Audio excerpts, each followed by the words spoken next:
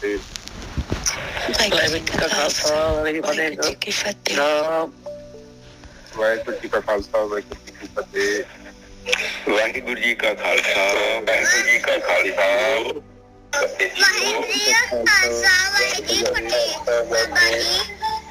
वाहिगुरू जी का खालसा वाहिगुरू जी की फतेह वीर जी। वाहिगुरू जी का खालसा वाहिगुरू जी की फतेह।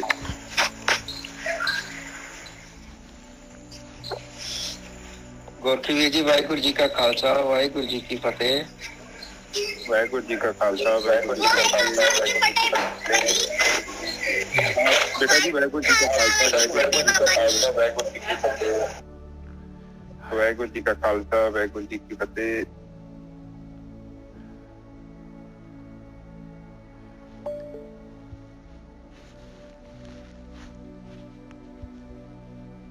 ਹੋਰ ਜੀ ਸਾਹਿਬ ਕੀ ਬਣ ਰਿਹਾ?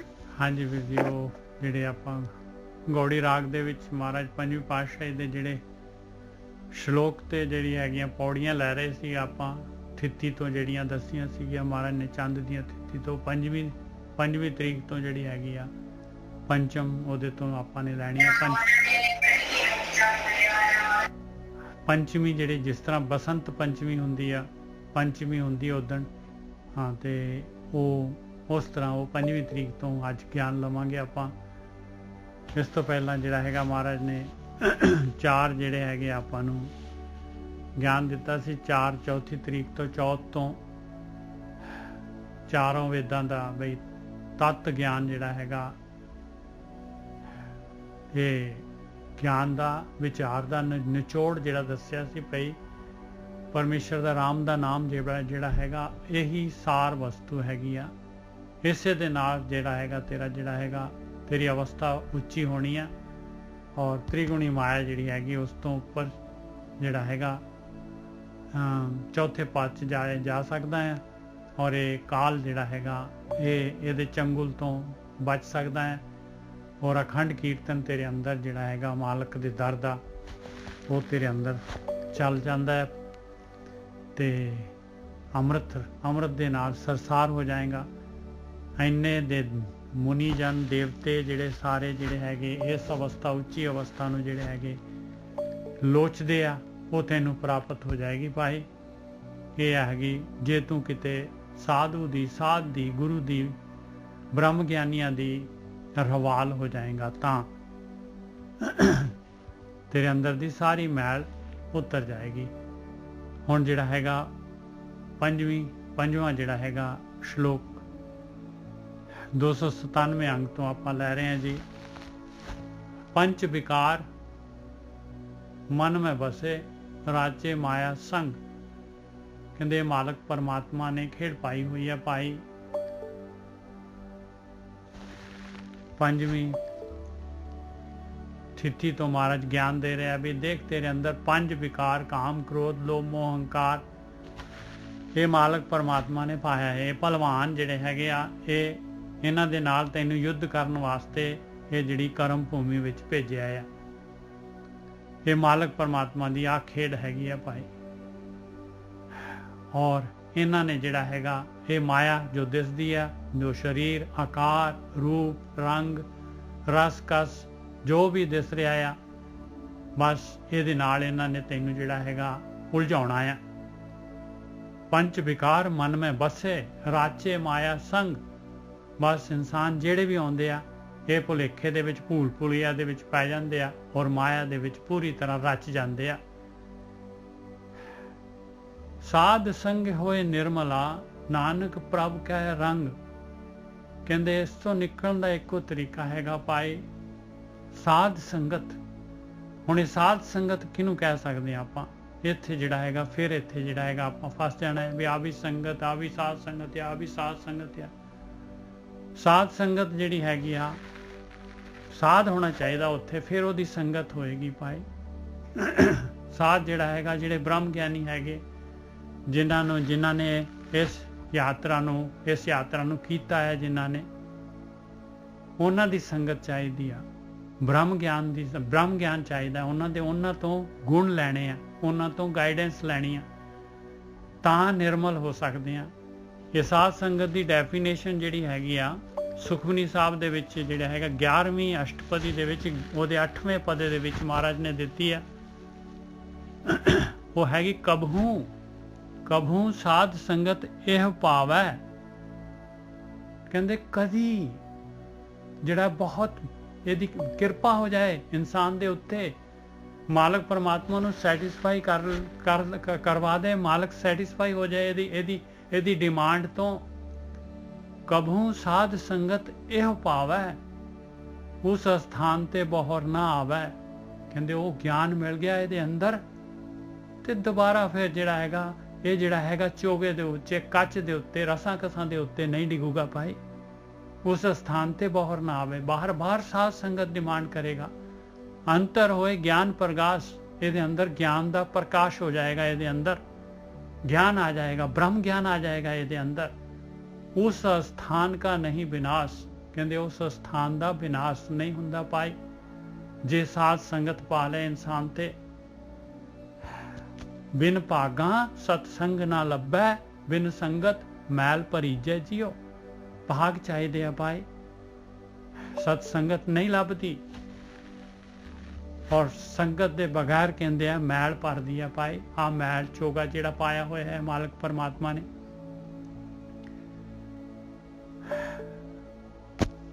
ਕਭੂ ਸਾਧ ਸੰਗਤੇ ਪਾਵੈ, ਉਸ ਸਥਾਨ ਤੇ ਬਹਰ ਨਾ ਆਵੇ। ਅੰਤਰ ਹੋਏ ਗਿਆਨ ਪ੍ਰਗਾਸ, ਉਸ ਸਥਾਨ का नहीं विनाश। मन तन नाम रते एक रंग। आ निशानी है साध संगत दी। मन और तन जिहड़ा हैगा, ज्ञान इंद्रियां, कर्म इंद्रियां, मन जिहड़ा हैगा, सुरत जिहड़ी हैगी नाम दे विच रत जाएगी, नाम दे रंग दे विच रंगी जाएगी। मन तन नाम रते एक रंग, एक परमेश्वर दे रंग दे विच सदा बसै पार ब्रह्म कै संग। और मालक परमात्मा दी संगत अंदर, मालक परमात्मा दी सुरत जिहड़ी हैगी, मालक परमात्मा आत्मा दे वाल नूं चल पऊगी। सदा बसै पार ब्रह्म कै संग। हमेशा वास्ते जिहड़ा हैगा ये जन्म मरण दे गेट चों निकल जाएगा। किवें? ज्यों जल में जल आए खटाना, त्यों ज्योति संग जोत समाना। जिवें पानी दे विच पानी जिहड़ा हैगा मिल जांदा है, खट जांदा है, दोबारा फिर वो पानी नहीं कढिया जा सकदा। ज्यों जल में जल आए खटाना, त्यों ज्योति संग जोत समाना। इस तरह जोत दे विच जोत रल जाती है भाई। मिट गए गवन पाए विश्राम, नानक प्रभ कै सद कुर्बान। और ये गवन जिहड़ा हैगा, ये जिहड़ी जन्म मरण की गति जिहड़ी हैगी आ, ये सारे जूनां दे विच पाउणा ये मिट जाता है, विश्राम पा लैंदा है इंसान। महाराज कहते हैं नानक प्रभ के सद कुर्बान। मैं ऐसे मालिक परमात्मा तो हमेशा कुर्बान जाना है जिहड़ा कि इस तरह इंसान की बेनती सुनता है और साध संगत दिंदा है।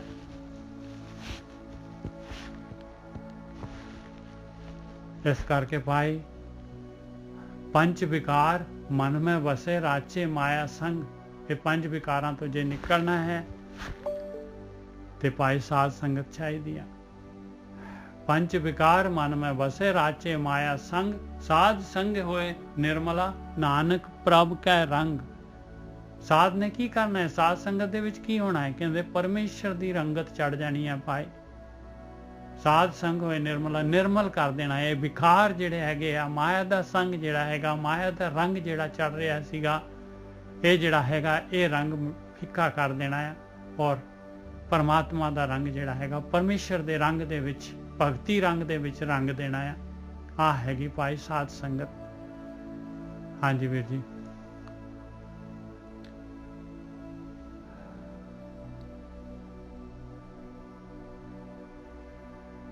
हाँ जी ठीक है जी साध संगत जी, आज के विचार आप शुरू करते हैं।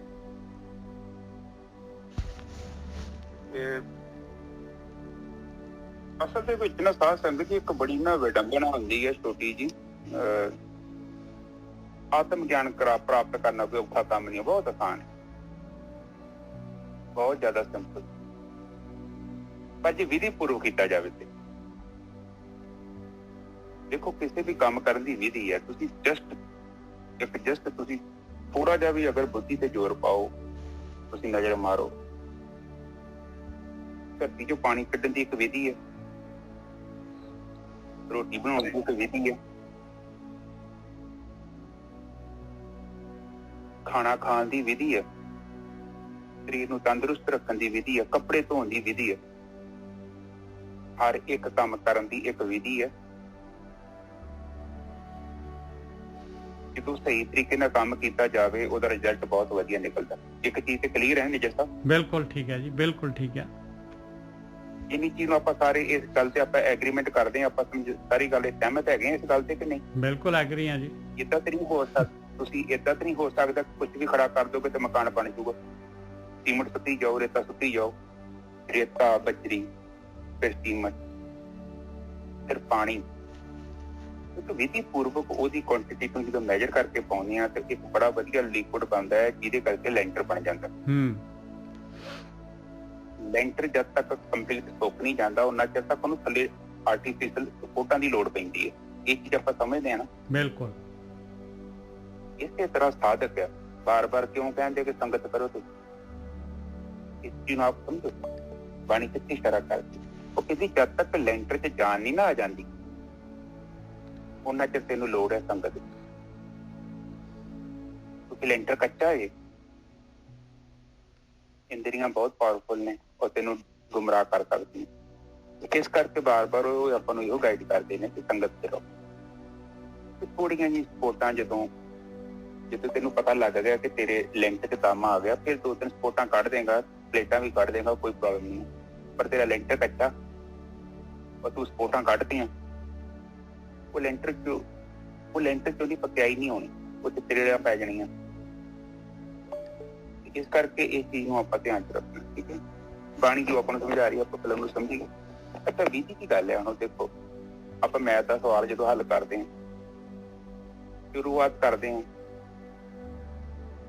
ਰਿਜ਼ਲਟ ਅਸੀਂ ਆਨਸਰ ਭਾਵੇਂ ਜੋ ਮਰਜ਼ੀ ਲਿਖਿਆ ਹੈ, ਪਰ ਜਦੋਂ ਪੇਪਰ ਚੈੱਕ ਕਰਦੇ ਨਾ ਅਗਲੇ ਤਾਂ ਪੂਰਾ ਸਵਾਲ ਵੀ ਵਹਿੰਦੇ ਅਗਲੇ ਕਿਹਨੇ ਫਾਰਮੂਲਾ ਸਹੀ ਲਾਇਆ। ਅੱਛਾ ਸਾਹਿਬ ਬਿਲਕੁਲ ਠੀਕ ਹੈ ਜੀ, ਬਿਲਕੁਲ ਠੀਕ ਹੈ। ਕਿਤੇ ਫਾਰਮੂਲਾ ਸਹੀ ਹੈ, ਸਾਰਾ ਕੁਝ ਸਹੀ ਕਰ ਰਿਹਾ, ਕਿਤੇ ਕੈਲਕੂਲੇਸ਼ਨ 'ਚ ਮਿਸਟੇਕ ਕਰਤੀ ਤੇ ਫਿਰ 1-2 ਨੰਬਰ ਕੱਟਦੇ ਆ, ਪੂਰੇ 8 ਨੰਬਰ ਦੇ ਦਿੰਦੇ 10 ਚੋਂ। ਹਾਂ, ਤੇ ਇਹਦਾ ਕਾਰਨ ਇਹ ਹੁੰਦਾ ਕਿ ਜਿਹੜਾ ਵਿੱਚ ਕੋਈ ਬੰਦਾ ਇਹ ਨਾ ਹੋਵੇ ਕਿ ਰਿਜ਼ਲਟ ਕਿਤੇ ਕਾਪੀ ਮਾਰ ਕੇ ਲਿਖ ਲਿਆ ਹੋਵੇ, ਉਹਦਾ ਆਨਸਰ ਕਿਹਨੇ ਕਾਪੀ ਕਰਕੇ ਲਿਖ ਲਿਆ ਹੋਵੇ ਤੇ ਉੱਥੋਂ ਵਿਚਲਾ ਸਵਾਲ ਬਰਾਬਰ ਨਾ ਹੋਵੇ। ਵਿਚਲਾ ਸਵਾਲ ਵੀ ਬੜਾ ਮਹੱਤਵਪੂਰਨ ਹੈ। ਵਿਚਲਾ ਸਵਾਲ ਦਾ ਮਤਲਬ ਸਾਧਨਾ, ਜਿਹੜਾ ਰੁੱਖ ਨੇ ਫਲ ਦੇਣਾ, ਫਲ ਇੱਕ ਅਲੱਗ ਚੀਜ਼ ਹੈ, ਪਰ ਫਲ ਤੋਂ ਪਹਿਲਾਂ ਰੁੱਖ ਇੱਕ ਪ੍ਰੋਸੈਸ ਦੇ ਵਿੱਚੋਂ ਲੰਘਿਆ ਵਾ, ਉਹ ਬੜਾ ਇੰਪੋਰਟੈਂਟ ਹੈ। ਜੇ ਉਹ ਪ੍ਰੋਸੈਸ ਬਰਾਬਰ ਨਹੀਂ ਹੋਇਆ ਤੇ ਫਲ ਵੀ ਉਦਾਂ ਵਧੀਆ ਨਹੀਂ ਹੋਏ। ਆਪ ਜਸਟ ਦੇਖੋ ਲੌਜੀਕਲੀ ਚੀਜ਼ ਨੂੰ ਸਮਝੋ। ਇੱਥੇ ਕੋਈ ਹਨੇਰੇ 'ਚ ਤੀਰ ਮਾਰਨ ਵਾਲਾ ਕੋਈ ਕੰਮ ਹੀ ਨਹੀਂ ਹੈਗਾ, ਕਿਉਂਕਿ ਫਰੂਟ ਜਿਹੜਾ ਉਹ ਆ ਗਈ ਸਾਡੀ ਜੀਵਨ ਦੀ ਪਰਮ ਸੁੱਖ। ਹੁਣ ਤੁਸੀਂ ਕਹੋਗੇ ਪਰਮ ਸੁੱਖ ਕੀ ਹੈ? ਦੇਖੋ ਆਪਾਂ ਖਾਂਦੇ ਆਪਾਂ ਨੂੰ ਸੁੱਖ ਮਿਲਦਾ ਨਹੀਂ ਜੱਸਾ? ਪਿਆਸ ਲੱਗਦੀ ਪੀਂਦੇ ਆ ਤੇ ਸੁੱਖ ਮਿਲਦਾ। ਬਿਲਕੁਲ। ਕੋਈ ਲਿਕੁਇਡ ਪੀਂਦੇ ਆ ਜਾਂ ਕੁਝ ਸ਼ਹਿਦ ਖਾਂਦੇ ਆ ਜਾਂ ਕੋਈ ਮੱਖਣ ਖਾਂਦੇ ਆ, ਘਿਓ ਖਾਂਦੇ ਆ ਜਾਂ ਬਦਾਮ ਖਾਂਦੇ ਆ ਜਾਂ ਫਰੂਟ ਖਾਂਦੇ ਆ, ਕੋਈ ਵੀ ਸਬਜ਼ੀ ਖਾਂਦੇ ਆ, ਰੋਟੀ ਖਾਂਦੇ ਆ, ਚੌਲ ਖਾਂਦੇ ਆ, ਖਾਣ ਦਾ ਟੇਸਟ ਮਿਲਦਾ ਨਾ, ਆਨੰਦ ਮਿਲਦਾ ਆਪਾਂ ਨੂੰ ਖਾਣ ਤੋਂ ਬਾਅਦ। ਬਿਲਕੁਲ। ਹੁਣ ਦੂਜੀ ਤਰਫ ਇੱਕ ਚੀਜ਼ ਨੂੰ ਥੋੜਾ ਦੇਖਿਆ ਜਾਵੇ, ਮੈਂ ਸੋਚਦਾ ਨਿੱਜਰ ਸਾਹਿਬ ਕਿ ਸਾਡੇ ਨਾਲੋਂ ਜਿਹੜੇ ਜਾਨਵਰ ਜ਼ਿਆਦਾ ਹੈਲਥੀ ਹੈ। ਠੀਕ ਹੈ ਨਿੱਜਰ ਸਾਹਿਬ? ਬਿਲਕੁਲ ਠੀਕ ਹੈ ਜੀ, ਕਿਉਂਕਿ ਉਹਨਾਂ ਦੇ ਡਾਕਟਰ ਹੈ ਨਹੀਂ, ਉਹਨਾਂ ਦੇ ਡਾਕਟਰ ਉਹ ਤੰਦਰੁਸਤ ਨੇ ਸਾਡੇ ਤੋਂ, ਉਹਨਾਂ ਦਾ ਕੋਈ ਡਾਕਟਰ ਨਹੀਂ ਹੈਗਾ। ਆਪ ਨੋਟਿਸ ਕੀਤਾ ਚੀਜ਼ ਨੂੰ ਕਿਤੇ? ਇਹਦਾ ਮਤਲਬ ਜਾਗੋ ਹੈ।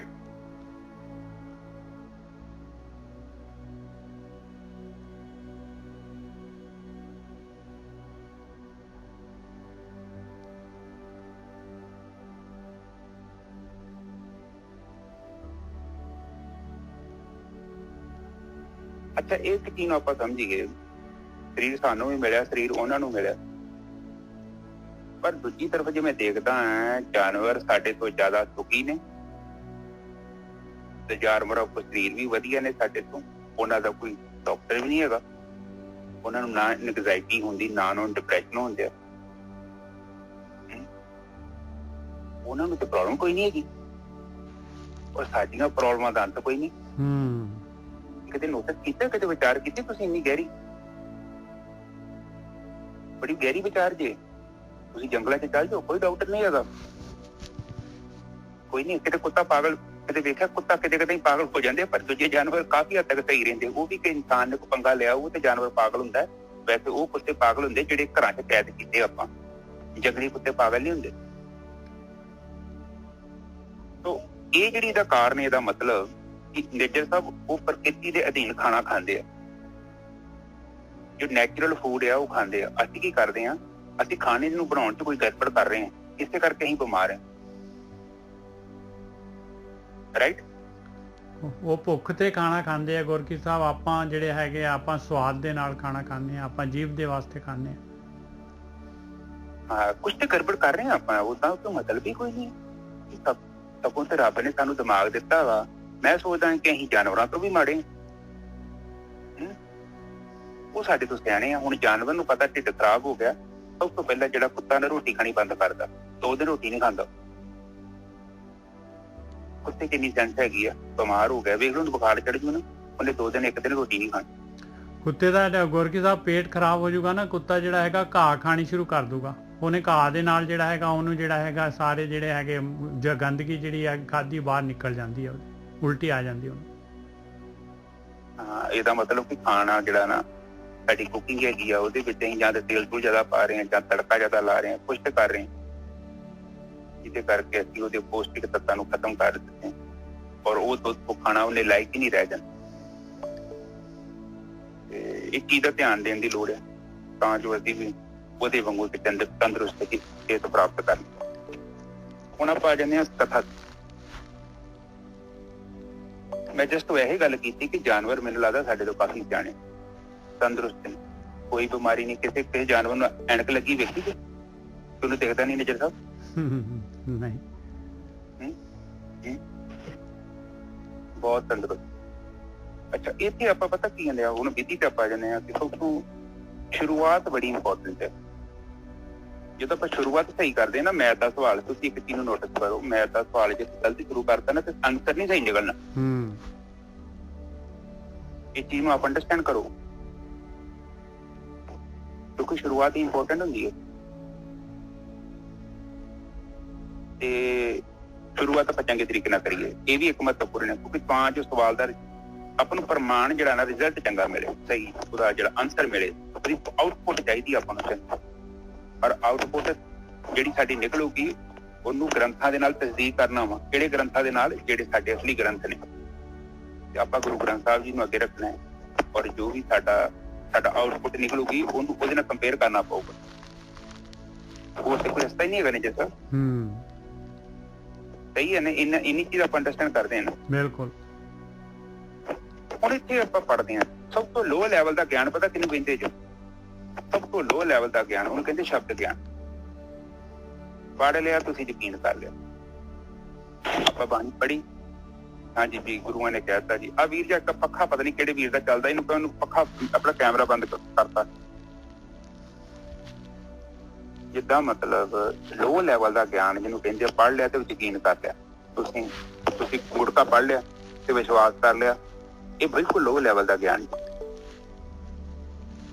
ਇਸ ਤੋਂ ਇੱਕ ਟੌਪ ਲੈਵਲ ਦਾ ਗਿਆਨ ਹੈਗਾ ਵਾ, ਪੜ੍ਹਿਆ, ਉੱਥੇ ਵਿਚਾਰ ਕੀਤੀ, ਵਿੱਚ ਲਿਖਿਆ ਕੀ ਹੈ, ਆਪਣੀ ਬੁੱਧੀ ਦਾ ਵੀ ਇਸਤੇਮਾਲ ਕੀਤਾ। ਹੁਣ ਜਿੱਦਾਂ ਆਪਾਂ ਅਖਬਾਰ ਪੜ੍ਹਦੇ ਹਾਂ, ਨਿੱਜਰ ਸਾਹਿਬ, ਸਾਰੀਆਂ ਖਬਰਾਂ ਤੇ ਆਪਾਂ ਯਕੀਨ ਥੋੜੀ ਕਰਦੇ ਹਾਂ ਕਿ ਕਰ ਲੈਂਦੇ ਹਾਂ? ਨਹੀਂ ਨਿੱਜਰ ਸਾਹਿਬ, ਬਿਲਕੁਲ ਨਹੀਂ। ਆਪਣੇ ਕੋਲ ਬੁੱਧੀ ਤੇ ਹੈਗੀ ਆ ਨਾ। ਕੋਈ ਤੁਹਾਨੂੰ ਕਹਿੰਦਾ ਵੀ ਆਹ ਦਵਾਈ ਖਾ ਲਾ ਤੇ ਠੀਕ ਹੋ ਜਾਏਗਾ, ਪਰ ਆਪਾਂ ਬੁੱਧੀ ਵਰਤਦੇ ਹਾਂ। ਆਪਾਂ ਕਹਿੰਦੇ ਤੇ ਹੈ ਨਾ ਕਿ ਇਹ ਦਵਾਈ ਕੁਝ ਹੋ ਰਿਹਾ ਤੇ ਦੇ ਸਾਨੂੰ ਕੁਝ ਹੋਰ ਦਿੰਦੇ ਆ। ਮਤਲਬ ਕੁਝ ਤੇ ਆਪਾਂ ਬੁੱਧੀ ਦਾ ਇਸਤੇਮਾਲ ਕਰਦੇ ਹਾਂ ਕਿ ਨਹੀਂ ਕਰਦੇ ਆਪਾਂ? ਕਿ ਆਪਾਂ ਬਿਲਕੁਲ ਅੱਖਾਂ ਬੰਦ ਕਰਕੇ ਵਿਸ਼ਵਾਸ ਕਰ ਲੈਂਦੇ। ਆਪਾਂ ਡੇਟ ਡੂਟ ਤੇ ਪੜ੍ਹਦੇ ਨਾ, ਡੇਟ ਦੀ ਦਵਾਈ ਦੀ ਡੇਟ ਸਹੀ ਹੈ ਜਾਂ ਗਲਤ ਤੇ ਨਹੀਂ, ਜਾਂ ਆਪਾਂ ਆਪਣੀ ਸੈਂਸ ਵਰਤਦੇ ਹਾਂ। ਕਹਿਣ ਤੋਂ ਭਾਵ ਆਪਾਂ ਬੁੱਧੀ ਦਾ ਇਸਤੇਮਾਲ ਕਰਨਾ ਹੈ ਧਰਮ ਦੇ ਉੱਤੇ ਬਹੁਤ ਜ਼ਰੂਰੀ। ਇਹ ਵੀ ਬੜੀ ਵੱਡੀ ਪ੍ਰੋਬਲਮ ਹੈਗੀ ਆ। ਦੇਖੋ, ਗਿਆਨ ਪ੍ਰਾਪਤ ਕਰਨਾ ਕੋਈ ਮੁਸ਼ਕਲ ਨਹੀਂ ਹੈ, ਪਰ ਜਿਹੜਾ ਪ੍ਰੋਸੀਜਰ ਆ, ਜਿਹੜਾ ਤਰੀਕਾ ਹੈ, ਉਹ ਯੁਕਤੀ, ਉਹ ਵਿਧੀ, ਉਹ ਸਹੀ ਜ਼ਰੂਰੀ ਹੈ। ਤੇ ਇੱਥੇ ਆਪਾਂ ਕਾਫੀ ਅੱਗੇ ਆ ਗਏ ਹੁਣ। ਨੰਬਰ 1 ਤੇ ਜਿਹੜਾ ਹੈਗਾ ਉਹ ਸ਼ਬਦ ਬ੍ਰਹਮ ਹੈ, ਬਿਲਕੁਲ ਸਧਾਰਨ ਗਿਆ, ਪੜ੍ਹ ਲਿਆ ਸੁਣ ਲਿਆ, ਤੁਸੀਂ ਵਿਸ਼ਵਾਸ ਕਰ, ਤੁਸੀਂ ਬੁੱਧੀ ਵਰਤੀ ਨਹੀਂ। ਪਰ ਉਹੀ ਤੇ ਗੱਲ ਹੋ ਗਈ, ਉੱਥੇ ਪੜ੍ਹ ਲਿਆ, ਸੇਵਾ ਕਰਨੀ ਹੈ, ਲੋਕਾਂ ਨੇ ਸੇਵਾ ਕਰਨੀ ਸ਼ੁਰੂ ਕਰ ਦਿੱਤੀ, ਦਾਨ ਕਰਨਾ ਜੀ, ਦਾਨ ਕਰਨਾ ਲਿਖਿਆ, ਚਲੋ ਦਾਨ ਕਰਨਾ ਸ਼ੁਰੂ ਕਰਤਾ। ਉਹ ਸੱਚ ਗੁਰੂਆਂ ਨੇ ਦਾਨ ਕਰਨ ਦਾ ਕੋਈ ਕਾਰਨ ਵੀ ਲਿਖਿਆ, ਉਹ ਸੇਵਾ ਵੀ ਕਰਨ ਦਾ ਕਾਰਨ ਲਿਖਿਆ। ਸੇਵਾ ਜਿਹੜੀ ਉਹ ਸਾਡੇ ਅੰਦਰੋਂ ਪੈਦਾ ਹੁੰਦੀ ਜਦੋਂ ਭਗਤੀ ਕਰਦੇ ਹਾਂ, ਤੇ ਦਾਨ ਕਰਨ ਦੀ ਜਿਹੜੀ ਸਾਡੀ ਭਾਵਨਾ ਨਾ, ਜੋ ਸਾਡੇ ਘਰ ਦੂਜੇ ਨਾਲ ਵੰਡਣ ਨੂੰ ਦਿਲ ਕਰਦਾ, ਇਹ ਸਾਧਨਾ ਤੋਂ ਬਾਅਦ ਆਪਣੇ ਆਪ ਸਾਡੇ ਜੀਵਨ ਚ ਆਉਂਦਾ ਵਾ। ਜੇ ਤੁਸੀਂ ਸਿੱਧਾ ਦਾਨ ਕਰਨਾ ਸ਼ੁਰੂ ਕਰ ਦੋਗੇ ਤੇ ਉਹਦੇ ਨਾਲ ਭਗਤੀ ਬੜੀ ਪ੍ਰਾਪਤ ਹੋਣੀ। ਉਹਦਾ ਮਤਲਬ ਇਹ ਥੋੜੀ ਵੇਚ ਤੇ ਕਣਕ ਕਿੱਥੋਂ ਬਚਣੀ ਆ, ਇਹ ਚੀਜ਼ ਨੂੰ ਆਪਾਂ ਸਮਝਣਾ। ਠੀਕ ਹੈ, ਤੁਹਾਡਾ ਮਾਈਕ ਖਰਖਰ ਕਰ ਰਿਹਾ ਜੀ। ਪਹਿਲਾ ਹੈਗਾ ਗੋਰਕੀ ਸਾਹਿਬ, ਮਾਈਕ ਖਰਖਰ ਕਰ ਰਿਹਾ ਤੁਹਾਡਾ ਬਹੁਤ ਜ਼ਿਆਦਾ। ਅੱਛਾ, ਹੁਣ ਵੀ ਉਹ ਚੀਜ਼ ਹੈ। ਹੁਣ ਠੀਕ ਹੈ ਜੀ, ਹੁਣ ਠੀਕ ਹੈ। ਤੇ ਇਹਦਾ ਮਤਲਬ ਇਹੋ ਹੀ ਆ ਕਿ ਆਪਾਂ ਸ਼ੁਰੂ ਕਰਨੀ ਹੈ ਕਿ ਬੁੱਧੀ ਦੀ ਵਰਤੋਂ ਕਰਨੀ, ਤਾਂ ਜੋ ਸਾਨੂੰ ਪਤਾ ਲੱਗ ਜੇ ਸਹੀ ਕੀ ਹੈ ਤੇ ਗਲਤ ਕੀ ਆ। ਅੰਧ ਵਿਸ਼ਵਾਸ ਨਹੀਂ ਕਰਨਾ। ਬਾਣੀ ਚ ਇਸ ਕਰਕੇ ਮਨਾ ਕੀਤਾ ਖਾਸ ਕਰਕੇ, ਔਰ ਬਾਰ-ਬਾਰ ਆਪਾਂ ਨੂੰ ਕਹਿੰਦੇ ਵਿਵੇਕ ਬੁੱਧੀ ਲੈਣੀ। ਔਰ ਵਿਵੇਕ ਬੁੱਧੀ ਦਾ ਮਤਲਬ ਹੈ ਸਹੀ ਤੇ ਗਲਤ ਵਿੱਚ ਥੋੜਾ ਜਿਹਾ ਉਹਦਾ ਫੈਸਲਾ ਕਰ ਸਕੀਏ। ਠੀਕ ਹੈ ਜੀ, ਜਦ ਤੱਕ ਆਪਾਂ ਆਪਣੀ ਬੁੱਧੀ ਦਾ ਇਸਤੇਮਾਲ ਨਹੀਂ ਕਰਦੇ ਤਦ ਤੱਕ ਜਿਹੜਾ ਨਾ ਆਪਾਂ ਕਰੀਮ ਨਹੀਂ ਕੱਢ ਸਕਦੇ, ਤਾਰ ਨਹੀਂ ਨਿਕਲਣਾ। ਤੇ ਕੋਸ਼ਿਸ਼ ਕਰਿਆ ਕਰੋ, ਜੇ ਕੋਈ ਬੰਦਾ ਕਹਿੰਦਾ ਵਾ ਤੇ ਪਹਿਲਾਂ ਆਪਣੀ ਬੁੱਧੀ ਤੇ ਉਸ ਨੂੰ ਚੈੱਕ ਵੀ ਕਰਨਾ। ਠੀਕ ਹੈ, ਜਿੱਦਾਂ ਆਪਾਂ ਅਖਬਾਰਾਂ ਪੜ੍ਹਦੇ ਹਾਂ, ਆਪਾਂ ਸਾਰੀਆਂ ਅਖਬਾਰਾਂ ਤੇ ਯਕੀਨ ਨਹੀਂ ਨਾ ਕਰਦੇ ਖਬਰਾਂ ਤੇ, ਉਸੇ ਤਰ੍ਹਾਂ ਹੀ ਪ੍ਰਤੱਖ ਪ੍ਰਮਾਣ ਬੜਾ ਜ਼ਰੂਰੀ ਹੈ। ਪ੍ਰਤੱਖ ਪ੍ਰਮਾਣ ਦੋ ਕਿਸਮ ਦਾ ਹੁੰਦਾ ਹੈ। ਇੱਕ ਤੇ ਹੁੰਦਾ ਹੈ ਇੰਦਰੀਆਂ ਦੇ ਲੈਵਲ ਤੇ, ਆਪਾਂ ਅੱਖਾਂ ਨਾਲ ਵੇਖ ਲਈ ਕੋਈ ਚੀਜ਼, ਤੇ ਇੱਕ ਪ੍ਰਤੱਖ ਪ੍ਰਮਾਣ ਹੈਗਾ ਆਪਣੇ ਸੂਖਮ ਸਰੀਰ ਦੇ ਲੈਵਲ ਤੇ, ਮਨ ਤੇ, ਬੁੱਧੀ ਤੇ, ਸੁਰਤੀ ਦੇ ਲੈਵਲ ਤੇ ਅੰਦਰ ਉਹਨੂੰ ਅਨੁਭਵ ਕਰ। ਇਹ ਦੋ ਪ੍ਰਮਾਣ ਹੈਗੇ। ਤੇ ਜਦ ਤੱਕ ਆਪਣੇ ਜੀਵਨ ਚ ਪ੍ਰਤੱਖ ਪ੍ਰਮਾਣ ਨਹੀਂ ਨਾ ਆਉਂਦਾ, ਉਹਨਾਂ ਚਿਰ ਤੱਕ ਅਗਿਆਨ ਜਿਹੜਾ ਰੂਪੀ ਹੈ ਹਨੇਰਾ ਦੂਰ ਨਹੀਂ ਹੋਣਾ। ਤੇ ਆਪਾਂ ਇਸ ਚੀਜ਼ ਨੂੰ ਹਮੇਸ਼ਾ ਹੀ ਧਿਆਨ ਚ ਰੱਖ ਕੇ ਅੱਗੇ ਚੱਲਣਾ ਹੈ ਤੇ ਗੁਰਬਾਣੀ ਦਾ ਸਹਾਰਾ ਲੈਣਾ ਨਾਲ, ਕਿਉਂਕਿ ਗੁਰਬਾਣੀ ਨੇ ਸਾਨੂੰ ਗਾਈਡ ਕਰਨਾ। ਜਿੱਦਾਂ ਨਕਸ਼ਾ ਜਿਹੜਾ ਨਾ, ਉਹਨਾਂ ਦਾ ਨਕਸ਼ਾ ਹੈਗਾ ਪ੍ਰੋਪਰ, ਔਰ ਉਹਨਾਂ ਬੰਦਿਆਂ ਦੇ ਨਕਸ਼ੇ ਨੇ ਜਿਹੜੇ ਬੰਦੇ ਆਲਰੇਡੀ ਇਸ ਅਵਸਥਾ ਚ ਜਾ ਚੁੱਕੇ ਨੇ। ਤੇ ਉਹਨਾਂ ਦਾ ਨਕਸ਼ਾ ਜਦੋਂ ਫੋਲੋ ਕਰਾਂਗੇ ਤੇ ਜੰਗਲ ਦੇ ਵਿੱਚ ਆਪਾਂ ਬਾਹਰ ਨਿਕਲ ਸਕਦੇ। ਇਸ ਭਾਵ ਸਾਗਰ ਪਤਾ ਕੀ ਇਹ ਅਗਿਆਨ ਹੈਗਾ, ਅਵਿਦਿਆ, ਮਾਇਆ। ਇੱਥੇ ਫਿਰ ਮਾਇਆ ਦੇ ਲਈ ਨਕਸ਼ਾ ਉਸ ਬੰਦੇ ਦਾ ਵਰਤਣਾ ਪਊਗਾ ਜਿਹੜਾ ਬੰਦਾ ਇਸ ਚੀਜ਼ ਤੋਂ ਲੰਘ ਚੁੱਕਿਆ ਨੇ। ਜਿੱਦਾਂ ਬਿਲਕੁਲ ਠੀਕ ਹੈ, ਬਿਲਕੁਲ ਠੀਕ ਹੈ। ਉਹਨੂੰ ਹੀ ਸਾਧ ਕਹਿ ਰਹੇ ਆ, ਬਾਣੀ ਉਹਨੂੰ ਸਾਧ ਕਹਿ ਰਹੀ ਹੈ, ਉਹਦੀ ਸੰਗਤ ਕਰਨੀ ਆ, ਆਹੀ ਸੰਗਤ ਹੈਗੀ ਬਾਈ। ਹਾਂ, ਨਕਸ਼ਾ ਉਹ ਬੰਦੇ ਦਾ ਫੜਨਾ ਵਾ ਜਿਹੜਾ ਬੰਦੇ ਦਾ ਨਕਸ਼ਾ ਜੈਨੂਅਨ ਹੈ। ਗਲਤ ਨਕਸ਼ਾ ਪੜੋਗੇ ਤੇ ਉੱਥੇ ਤੇ ਹੋਣਾ ਹੀ, ਕੋਈ ਚੀਜ਼ ਮਿਲਣੀ ਨਹੀਂ ਤੁਹਾਨੂੰ।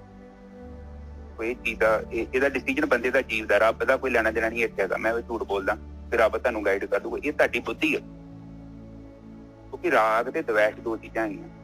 ਜੇ ਤੁਸੀਂ ਕਿਸੇ ਦੇ ਨਾਲ ਰਾਗ ਕਰਨ ਦੇ ਜੋ, ਕਿਸੇ ਨਾਲ ਲੋੜ ਤੋਂ ਜ਼ਿਆਦਾ ਪਿਆਰ ਆ, ਔਰ ਤੁਸੀਂ ਉੱਥੇ ਸੱਚ ਝੂਠ ਦਾ ਤੁਹਾਨੂੰ ਪਤਾ ਨਹੀਂ ਲੱਗਣਾ। ਤੇ ਜੇ ਤੁਸੀਂ ਦਵੈਸ਼ ਚ ਬੈਠੇ ਜੋ, ਤੁਸੀਂ ਕਹਿਣਾ ਕਿ ਮੇਰਾ ਬਾਬਾ ਵੱਡਾ ਵਾ, ਇਹਨੂੰ ਕੀ ਪਤਾ, ਉੱਥੇ ਵੀ ਤੁਹਾਨੂੰ ਉਹ ਬੰਦੇ ਦਾ ਗਿਆਨ ਵੀ ਤੁਹਾਨੂੰ ਸਮਝ ਨਹੀਂ ਆਉਣੀ, ਕਿਉਂਕਿ ਤੁਸੀਂ ਤੁਹਾਡੇ ਮਨ ਚ ਦਵੈਸ਼ ਆ ਗਿਆ, ਈਰਖਾ ਆ ਗਈ। ਤੇ ਇਹ ਦੋ ਚੀਜ਼ਾਂ ਜਿਹੜੀਆਂ ਨੇ ਇਹਨਾਂ ਨੂੰ ਥੋੜਾ ਦੂਰ ਰੱਖ ਕੇ ਯਥਾਰਥ ਸੱਚ ਨੂੰ ਸਮਝੀਏ, ਜਿੰਨੀ ਵੀ ਆਪਣੀ ਬੁੱਧੀ ਹੈਗੀ। ਅੱਜ ਦੇ ਜਸਾ ਅੱਗੇ ਚਲੀ। ਹਾਂਜੀ, ਪੰਜ ਵਿਕਾਰ ਸ਼ਲੋਕ। ਪੰਜ ਵਿਕਾਰ ਮਨ ਮੈਂ ਬਸੇ ਰਾਚੇ ਮਾਇਆ ਸੰਗ। ਕਹਿੰਦੇ ਜਿਹੜੇ ਹੈਗੇ ਪੰਜ ਵਿਕਾਰ ਮਾਲਕ ਪਰਮਾਤਮਾ ਨੇ ਜਿਹੜੇ ਹੈਗੇ ਕਾਮ, ਕ੍ਰੋਧ, ਲੋਭ, ਮੋਹ, ਹੰਕਾਰ ਆਪਣੇ ਅੰਦਰ ਮਨ ਦੇ ਵਿੱਚ ਪਾਏ ਆ, ਭਾਈ ਸੂਖਸ਼ਮ ਸਰੀਰ ਦੇ ਨਾਲ ਪਾਏ ਆ ਮਾਲਕ ਪਰਮਾਤਮਾ ਨੇ। ਔਰ ਇਹੀ ਮਾਇਆ ਹੈਗੀ ਆ, ਔਰ ਇਹਨਾਂ ਦਾ ਕੰਮ ਹੈਗਾ ਵੀ ਮਾਇਆ ਦੇ ਵਿੱਚ ਜਿਹੜਾ ਹੈਗਾ ਜੋ ਆਕਾਰ ਹੈਗੇ, ਜੋ ਕੁਦਰਤ ਹੈਗੀ ਆ, ਜੋ ਜਿਹੜੀ ਹੈਗੀ ਆ ਇਹ ਸ੍ਰਿਸ਼ਟੀ ਹੈਗੀ ਆ, ਇਹਦੇ ਨਾਲ ਜਿਹੜਾ ਹੈਗਾ ਇਨਸਾਨ ਨੂੰ ਉਲਝਾ ਕੇ ਰੱਖਣਾ, ਇਹਦੀ ਕੈਦ ਦੇ ਵਿੱਚ ਰੱਖਣਾ ਹੈ। ਆਹੀ ਇਹਨਾਂ ਦਾ ਮਕਸਦ ਹੈਗਾ।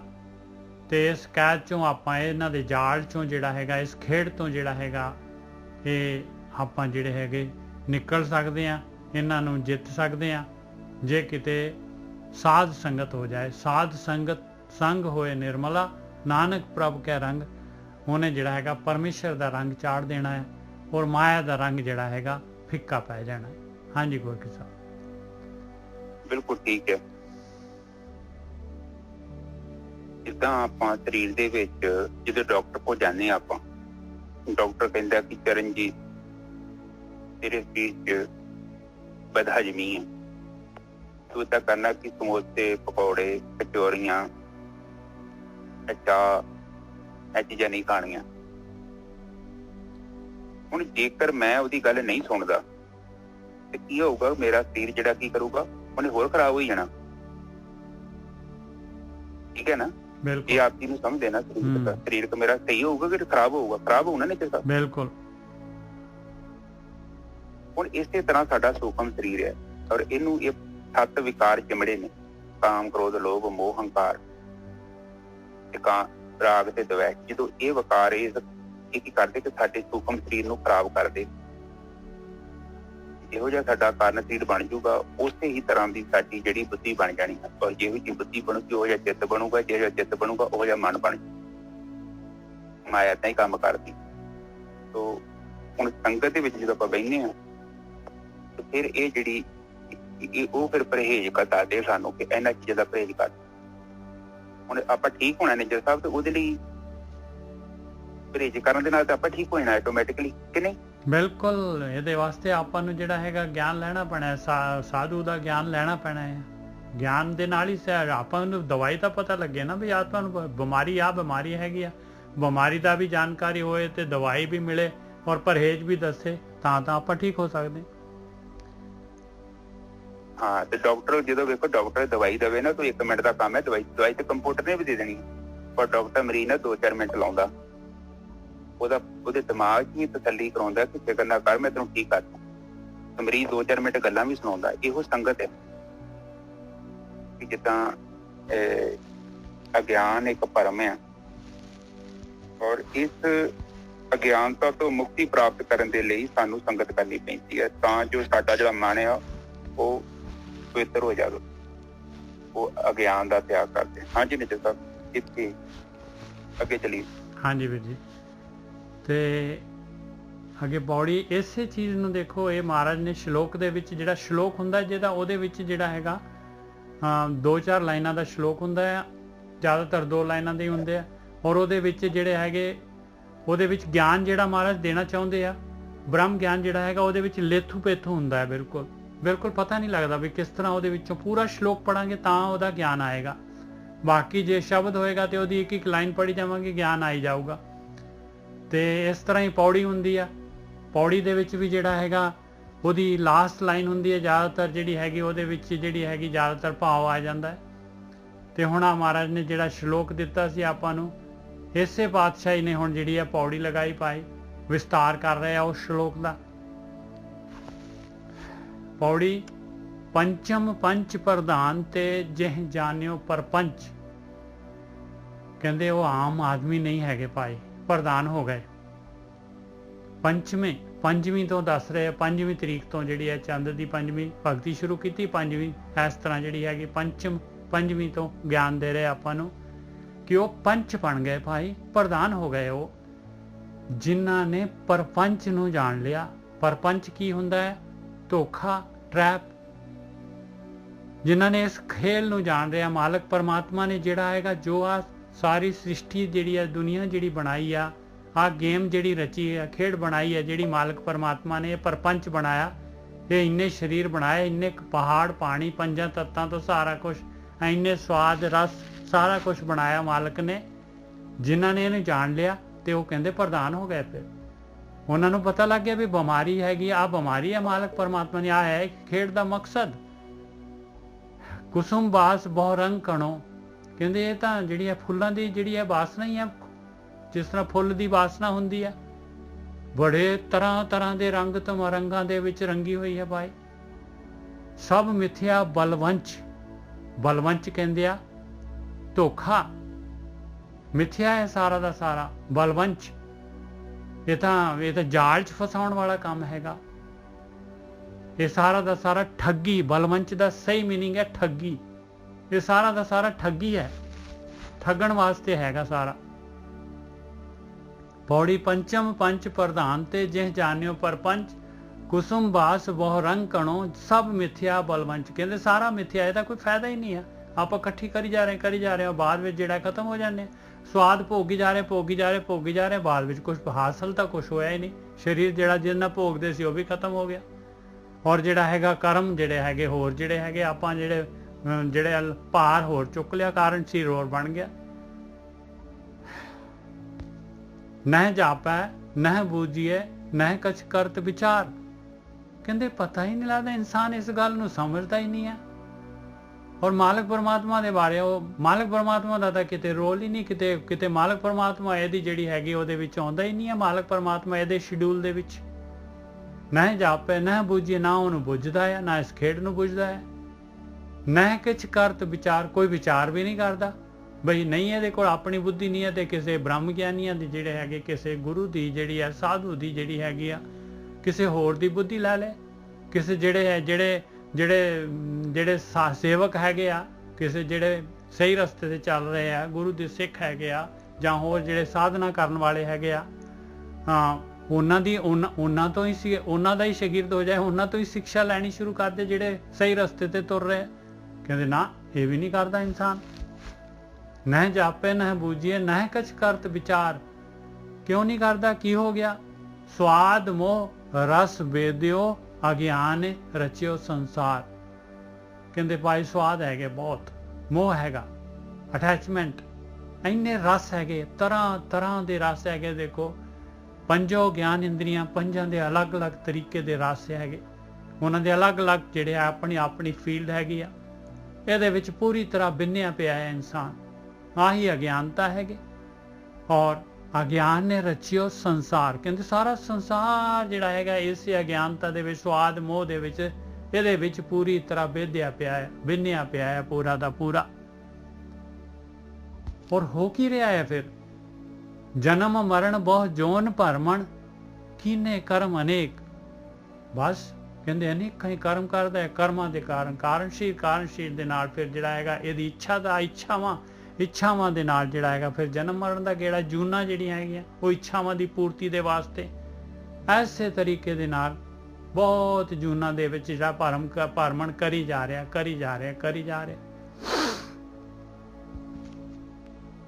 ਰਚਨਹਾਰ ਨਹਿ ਸਿਮਰਿਓ ਮਨੇ ਨਾ ਵਿਚਾਰ ਵਿਵੇਕ।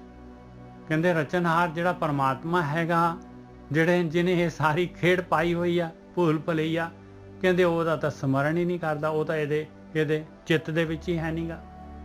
ਮਨੇ ਨਾ ਵਿਚਾਰ ਵਿਵੇਕ, ਮਨ ਦੇ ਵਿੱਚ ਵਿਵੇਕ ਜਿਹੜਾ ਹੈ, ਸਹੀ ਔਰ ਗਲਤ ਦੀ ਜਿਹੜੀ ਹੈਗੀ ਉਹ ਬੁੱਧੀ ਹੈ ਨਹੀਂ, ਵਿਚਾਰ ਹੀ ਹੈ ਨਹੀਂਗੀ। ਭਾਉ ਭਗਤ ਭਗਵਾਨ ਸੰਗ ਮਾਇਆ ਲਿਪਤ ਨਾ ਰੰਚ। ਕਹਿੰਦੇ ਪਰ ਟਾਵੇਂ ਐਸੇ ਵੀ ਹੈਗੇ ਭਾਈ ਜਿਹੜੇ ਪ੍ਰੇਮਾ ਭਗਤੀ ਕਰਦੇ ਆ, ਭਾਵ ਭਗਤ, ਪਰਮਾਤਮਾ ਦੇ ਸੰਗ ਰਚਦੇ ਆ, ਜਿਹੜੇ ਪਰਮਾਤਮਾ ਦਾ ਧਿਆਨ ਕਰਦੇ ਆ, ਜਿਹੜੇ ਧਿਆਨ ਸਿਮਰਨ ਕਰਦੇ ਆ, ਆਪਣੇ ਅੰਦਰ ਵੜਦੇ ਆ। ਭਾਵ ਭਗਵਤ ਭਗਵਾਨ ਸੰਗ ਮਾਇਆ ਲਿਪਤ ਨਾ ਰੰਚ। ਕਹਿੰਦੇ ਉਹ ਆ ਖੇਡ ਦੇ ਵਿੱਚ ਜਰਾ ਵੀ ਲਿਪਤ ਨਹੀਂ ਹੁੰਦੇ, ਰਹਿੰਦੇ ਇਹਦੇ ਵਿੱਚ ਹੀ ਆ, ਮਾਇਆ ਦੇ ਵਿੱਚ ਰਹਿੰਦੇ, ਸਵਾਦਾਂ ਦੇ ਵਿੱਚ ਹੀ ਆ, ਰਹਿੰਦੇ ਘਰ ਗ੍ਰਸਤੀ ਦੇ ਵਿੱਚ ਹੀ ਆ। ਪਰ ਜਿਹੜੇ ਹੈਗੇ ਇਸ ਤਰ੍ਹਾਂ ਰਹਿੰਦੇ ਜਿਵੇਂ ਜਲ ਤੋਂ ਕਮਲ ਉੱਪਰ ਹੁੰਦਾ ਹੈ। ਭਾਵ ਭਗਤ ਭਗਵਾਨ ਸੰਗੇ ਮਾਇਆ ਲਿਪਤ ਨਾ ਰੰਚ, ਨਾਨਕ ਬਿਰਲੇ ਪਾਈਏ ਜੋ ਨਾ ਰਚੇ ਪਰਪੰਚ। ਕਹਿੰਦੇ ਪਰ ਹੁੰਦੇ ਬਹੁਤ ਟਾਵੇਂ ਹੈਗੇ ਭਾਈ, ਬਹੁਤ ਘੱਟ ਲੱਭਦੇ ਆ, ਬਿਰਲੇ ਹੀ ਲੱਭਦੇ ਆ ਭਾਈ, ਜਿਹੜੇ ਪਰਪੰਚ ਜਿਹੜਾ ਹੈਗਾ, ਜਿਹੜਾ ਇਹ ਚੋਗਾ ਖਿਲ ਰਿਹਾ ਪਿਆ ਆ, ਜਿਹੜਾ ਇਹ ਵਿਸਥਾਰ ਜਿਹੜਾ ਹੈਗਾ ਮਾਇਆ ਦਾ, ਰਸਾਂ ਕਸਾਂ ਦਾ ਜੋ ਵਿਸਥਾਰ ਮਾਲਕ ਪਰਮਾਤਮਾ ਨੇ ਖਿਲਾਰਿਆ ਹੋਇਆ ਹੈ ਭਾਈ, ਇਹ ਪਰਪੰਚ ਦੇ ਵਿੱਚ ਨਹੀਂ ਫਸਦੇ। ਐਸੇ ਬਹੁਤ ਟਾਵੇਂ ਹੁੰਦੇ ਆ। ਦੇਖੋ ਜੀ, ਇਸ ਸ਼ਲੋਕ ਦਾ ਵਿਸਤਾਰ ਇੰਨਾ ਹੋਇਆ। ਪੌੜੀ ਪੰਚਮ ਪੰਚ ਪ੍ਰਧਾਨ ਤੇ ਜਿਹ ਜਾਣਿਓ ਪਰਪੰਚ, ਕੁਸੁਮ ਬਾਸ ਬਹੁ ਰੰਗ ਕਣੋ ਸਭ ਮਿਥਿਆ ਬਲਵੰਚ। ਬਲਵੰਚ ਮਤਲਬ ਜਿਹੜਾ ਹੈਗਾ ਧੋਖਾ। ਪੰਚਮ ਪੰਚ ਪ੍ਰਧਾਨ ਤੇ ਉਹ ਪ੍ਰਧਾਨ ਹੈਗੇ ਜਿਨ੍ਹਾਂ ਨੇ ਇਹ ਖੇਡ ਦਾ ਸੀਕ੍ਰੇਟ ਜਾਣ ਲਿਆ ਵੀ ਇਹ ਕਾਹਦੇ ਵਾਸਤੇ ਹੈਗੀ ਖੇਡ, ਇਹ ਮੈਨੂੰ ਫਸਾਉਣ ਵਾਸਤੇ ਚੋਗਾ ਹੈਗਾ ਭਾਈ। ਹਾਂਜੀ ਵੀਰ ਜੀ। ਹਾਂਜੀ ਠੀਕ ਹੈ ਜੀ, ਆਪਾਂ ਪਹਿਲਾਂ ਕਥਾ ਕਰੀਏ, ਵਿਆਖਿਆ ਉਹਦੀ ਕਰੀਏ ਤੇ 1 ਮਿੰਟ ਲਾਉਣਾ। देखो सब तो वड्डी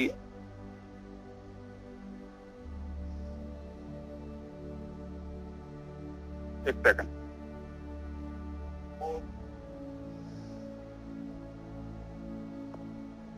अच्छा पता की है कि सब तो वड्डी गल जिहड़ी है ना धर्म दे विच जिहड़ी कही गई है बाणी जो पढ़ी दी है सब तो वड्डी जिहड़ी निजर साहब प्राप्ति पता की है मनुखा शरीर मिल जाना। हाँ ठीक है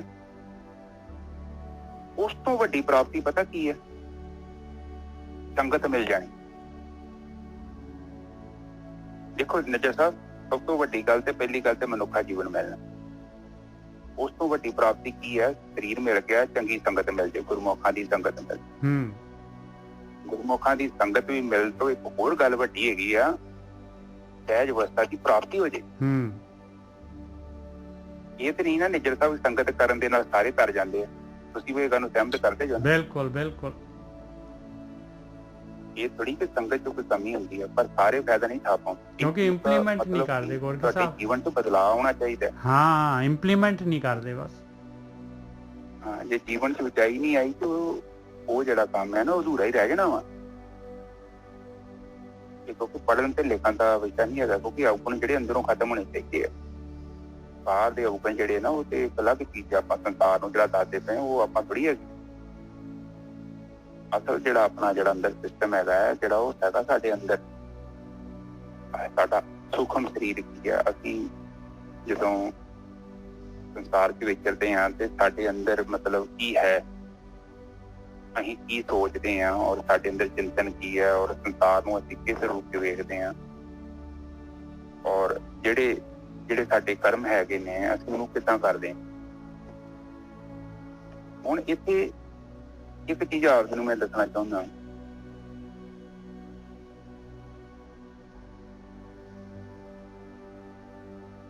ਇਨਸਾਨ ਨੂੰ ਚਾਹੀਦਾ ਕਿ ਆਨੰਦ ਚਾਹੀਦਾ ਨਿੰਦਰ ਸਰ ਆਨੰਦ ਸੁਖ ਹੀ ਚਾਹੀਦਾ ਨਾ। ਬਿਲਕੁਲ ਸੁਖ ਚਾਹੀਦਾ ਜੀ ਬਿਲਕੁਲ ਸਹੀ ਗੱਲ ਹੈ। ਆਪਣੀ ਭੱਜ ਦੌੜ ਕਾਹਦੀ ਆਪਾਂ ਸੁਖ ਹੀ ਭਾਲਦੇ ਹਾਂ। ਅਕਰ ਆਪਾਂ ਕੰਮ ਕਰਦੇ ਕਿਸ ਲਈ ਕਰਦੇ ਸੁਖ ਹੀ ਚਾਹੀਦਾ ਆਪਾਂ ਨੂੰ ਰੋਟੀ ਕਿਸ ਲਈ ਚਾਹੀਦੀ ਸੁਖ ਸੌਣੇ ਕਿਸ ਲਈ ਸੁਖ ਆਪਾਂ ਗਾਣਾ ਕਿਸ ਲਈ ਸੁਣਨੇ ਸੁਖ ਕੱਪੜੇ ਸੁਖ ਲਈ ਪਾਈਦੇ ਤੋ ਹਰ ਇੱਕ ਚੀਜ਼ ਜਿਹੜੀ ਆ ਉਹ ਰਿਲੇਟਡ ਹੈਗੀ ਸੁਖ ਦੇ ਨਾਲ ਔਰ ਸੁਖ ਪਤਾ ਕਿੱਥੇ ਮਿਲਦਾ ਆਪਾਂ ਨੂੰ ਸੁਖ ਮਿਲਦਾ ਜਦੋਂ ਆਪਾਂ ਸੌਂਦੇ क्यों मिलता फिर सुख क्योंकि तो संसार से हुंदा है पर संसार दे नाल साडा कनैक्शन टुट जांदा बिल्कुल कनैक्शन उस सुख दे विच चाहता वा कि लागे एक्सीडेंट हो गया कोई मर गया कोई जिंदा है कोई रोगी है कोई सानू नफरत करदा है कोई सानू प्यार करदा है असीं किस नाल राग नहीं द्वेष नहीं करदे उस टाइम की करदे हैं असीं द्वैत विच आ जांदे ने जज साहब। उस अवस्था दे विच सानू सुख दी अनुभव हुंदा है जितों असीं सारे संसार दे नाल टुट जांदे पर पंगा ते इह आ उस अवस्था दे विच असीं बेहोश हां होश च नहीं हैगे है ते सुख दी अवस्था पर बेहोशी आ उत्थे होश नहीं हैगी ते साधना सानू की सिखाउंदी है कि तैनूं ओही अवस्था मिल जाएगी गतिहीन अवस्था मिल जाएगी पर तैनूं होश ही मिल जाएगी सुख निजर साहब ਉਹੀ ਅਵਸਥਾ ਮਿਲੂਗੀ ਜਿਹੜੀ ਤੈਨੂੰ ਸੁੱਤਿਆਂ ਮਿਲੀ ਹੈ ਸੁਖਾਪਤੀ ਅਵਸਥਾ ਜਾਗਰਤ ਸਪਨ ਤੇ ਸੁਖਾਪਤੀ ਬ੍ਰਹਮ ਚ ਲੀਨ ਹੋ ਗਏ ਸਰਗ ਨੂੰ ਰੂਮ ਜਿਹੜਾ ਹੈਗਾ ਹੈ ਜੀਵ ਕੀ ਹੋ ਗਿਆ ਜੀਵ ਉਹਦਾ ਰੂਪ ਹੋ ਗਿਆ ਜਿਹੜਾ ਜੀਵ ਉਹਦੇ ਚ ਰਲ ਕੇ ਉਹਦੇ ਸਮਾ ਗਿਆ। ਸਾਧਨਾ ਕੀ ਕਰਦੀ ਆ ਸਾਨੂੰ ਉਸੇ ਚਿੰਤਨ ਮੁਕਤ ਅਵਸਥਾ ਚ ਲੈ ਜਾਂਦੀ ਆ ਪਰ ਜਾਗਰਤ ਅਵਸਥਾ ਚ ਲੈ ਕੇ ਜਾਂਦੀ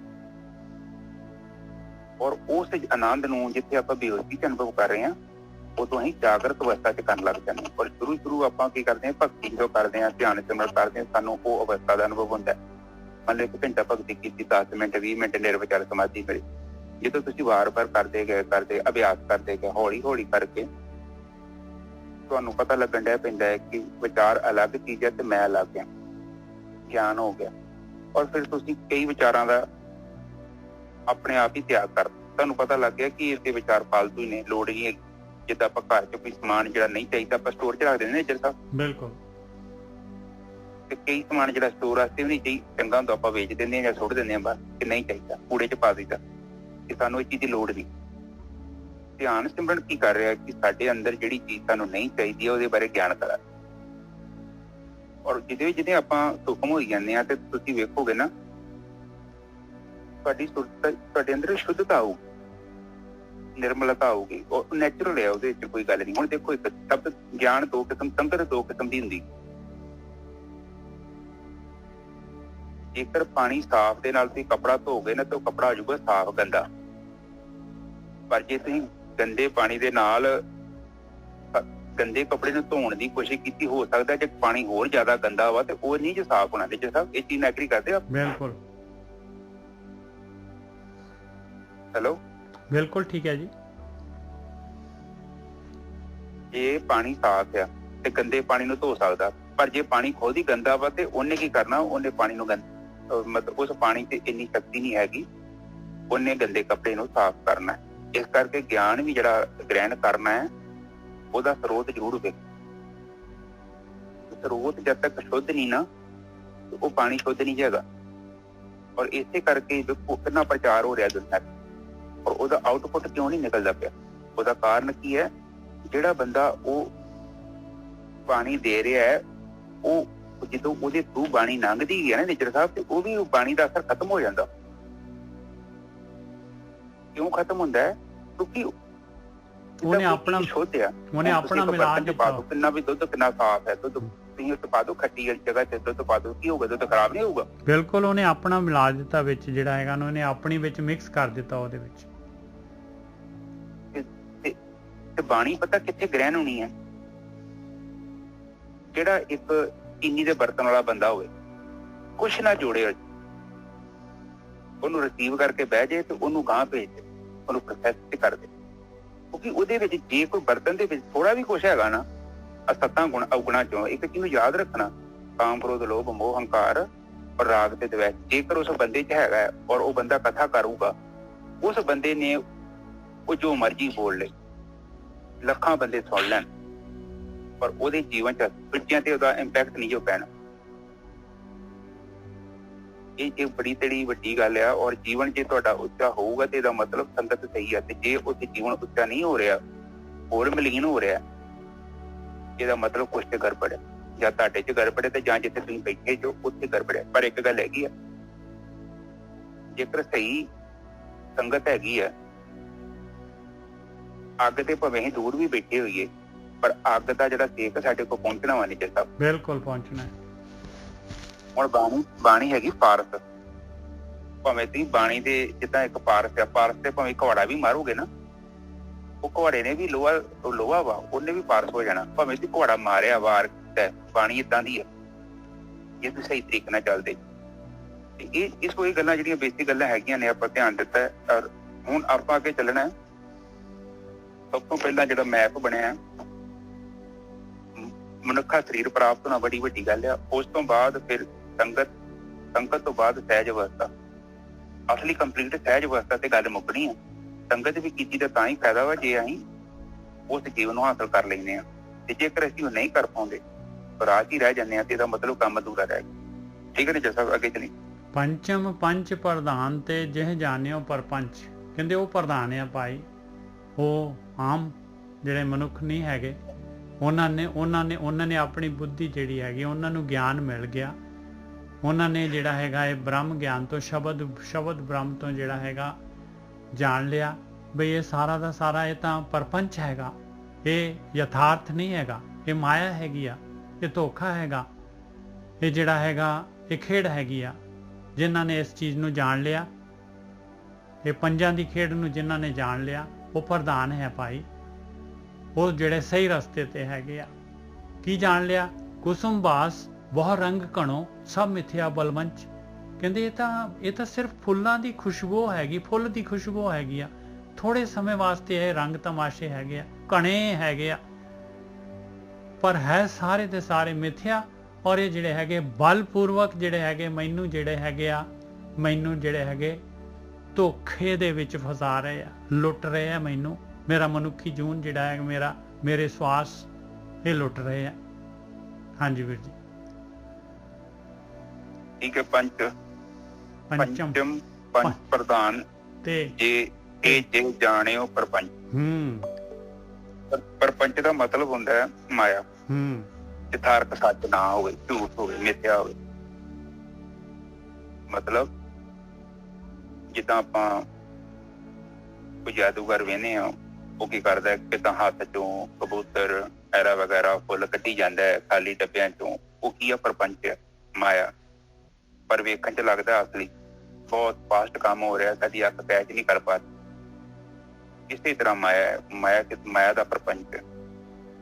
ਤੇ ਜਿਹੜੇ ਇਸ ਭੇਦ ਨੂੰ ਸਮਝ ਲੈਂਦੇ ਆ ਉਹ ਪ੍ਰਪੰਚ ਨੇ। ਠੀਕ ਹੈ ਨਾ ਜਸਾ? ਬਿਲਕੁਲ। ਕੁਸੁਮ ਬਾਸ ਬਹੁ ਰੰਗ ਘਣੋ ਸਭ ਮਿਥਿਆ ਬਲਵੰਚ।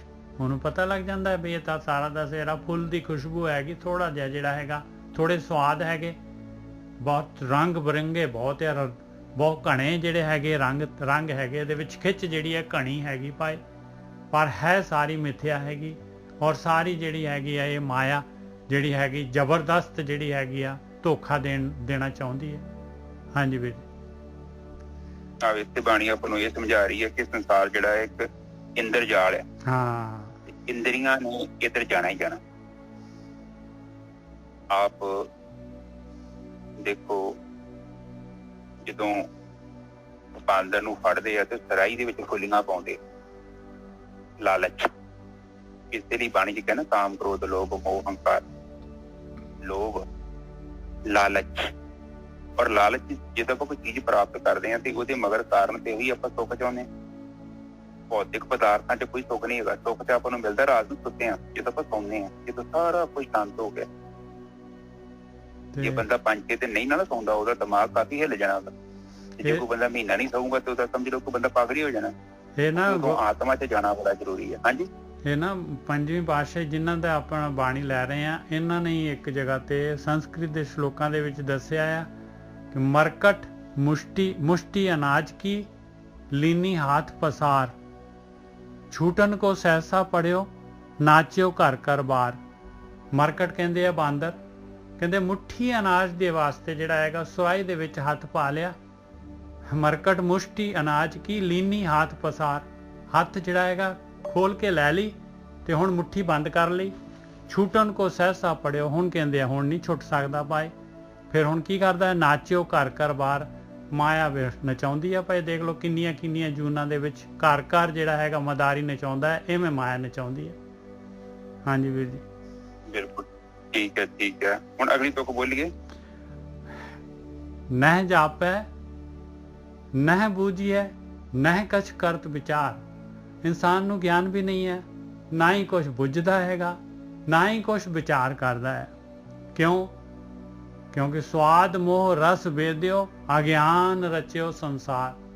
ਕਹਿੰਦੇ ਸਵਾਦ ਦੇ ਵਿੱਚ, ਮੋਹ ਦੇ ਵਿੱਚ, ਇਹ ਰਸਾਂ ਕਸਾਂ ਦੇ ਵਿੱਚ ਪੂਰੀ ਤਰ੍ਹਾਂ ਖੁੱਭਿਆ ਪਿਆ ਆ, ਬਿੰਨਿਆ ਪਿਆ ਆ। ਅਗਿਆਨਤਾ ਦੇ ਵਿੱਚ ਸਾਰਾ ਸੰਸਾਰ ਜਿਹੜਾ ਹੈਗਾ ਇਸੇ ਦੇ ਵਿੱਚ ਰਚਿਆ ਮਚਿਆ ਪਿਆ ਹੈ। ਹਾਂਜੀ ਵੀਰ ਜੀ। ਹੁਣ ਦੂਜੀ ਤਰਫ ਉਸੇ ਗੱਲ ਤੇ ਆ ਗਏ ਜੋ ਜਿਹੜੀ ਗੱਲ ਆਪ ਜੀ ਨੂੰ ਮੈਂ ਸਮਝਾਈ ਸੀ ਕਿ ਪਹਿਲੇ ਲੈਵਲ ਦਾ ਗਿਆਨ ਪੜ੍ਹ ਕੇ ਵਿਸ਼ਵਾਸ ਕਰ ਲੈਣਾ। ਉਹ ਕਹਿੰਦੇ ਨਾ ਜਾਪੇ, ਦਿਖਦਾ ਵੀ ਨਹੀਂ ਹੈ ਕਿ ਪ੍ਰਪੰਚ, ਪਤਾ ਨਹੀਂ ਲੱਗਦਾ ਮਾਇਆ ਦਾ ਜਾਲ ਹੈ। ਅਗਲਾ ਕੀ ਸੁਣਾਉਣ ਤੇ ਅਗਲਾ ਤੇ ਬਾਬਾ ਕਹਿੰਦਾ ਤੁਹਾਨੂੰ ਮੈਂ ਸਵਰਗ ਚ ਭੇਜ ਦੂੰਗਾ। ਉਹਦੀਆਂ ਗੱਲਾਂ ਇੰਨੀਆਂ ਵਧੀਆ ਹੁੰਦੀਆਂ, ਬੰਦੇ ਯਕੀਨ ਕਰ ਲੈਂਦੇ ਨੇ ਲੋਕ। ਔਰ ਨਾ ਬੁੱਝੇ, ਨਾ ਬੰਦਾ ਬੁੱਝਣ ਦੀ ਕੋਸ਼ਿਸ਼ ਕਰਦਾ ਹੈ ਮਾਇਆ ਜਾਲ ਨੂੰ। ਚਲੋ ਆਪਾਂ ਉਹਨਾਂ ਦੀ ਵੀ ਗੱਲ ਕਰਦੇ, ਉਹ ਵੀ ਤਾਂ ਮਾਇਆ ਦਾ ਹੀ ਹਿੱਸਾ ਵਾ। ਮੈਂ ਉਹਨਾਂ ਨੂੰ ਸੋਚਦਾ ਵੀ ਮਾਇਆ ਦੇ ਏਜੰਟ ਹੈਗੇ। ਨਾ ਬੁੱਝੇ, ਕਿ ਬੁੱਝਣ ਦੀ ਕੋਸ਼ਿਸ਼ ਵੀ ਨਹੀਂ ਕਰਦਾ। ਬੁੱਝੇ ਦਾ ਮਤਲਬ ਤਾਂ ਬੁਝਾਰਤ ਹੈ, ਜੇ ਬੁੱਝਣਾ ਪੈਣਾ ਇਹਨੂੰ। ਜੇ ਆਪਾਂ ਸੋਚੀਏ ਬੁਝਾਰਤ ਹੈ, ਸੰਸਾਰ ਜਿਹੜਾ ਹੈ ਨਾ ਇਹ ਬੁਝਾਰਤ ਹੈ। ਨਾ ਕੁਛ ਕਰੋ ਨਾ ਕੁਛ ਕਰਤ ਵਿਚਾਰ, ਔਰ ਵਿਚਾਰ ਵੀ ਨਹੀਂ ਕਰਦਾ। ਨਾ ਬੁੱਝਣ ਦੀ ਕੋਸ਼ਿਸ਼ ਕਰਦਾ, ਨਾ ਵਿਚਾਰ ਕਰਦਾ। ਵਿਚਾਰ ਦਾ ਮਤਲਬ ਕਿ ਬੁੱਧੀ ਦੇ ਲੈਵਲ ਤੇ ਸੋਚਣਾ ਕਿ ਜੋ ਮੈਂ ਜੀਵਨ ਦੀ ਮੇਰੀ ਦਿਸ਼ਾ ਵਾ, ਮੈਂ ਕਰਨ ਕੀ ਗਿਆ ਇੱਥੇ, ਔਰ ਮੈਂ ਇੱਥੇ ਕਿੱਥੋਂ ਆ ਗਿਆ।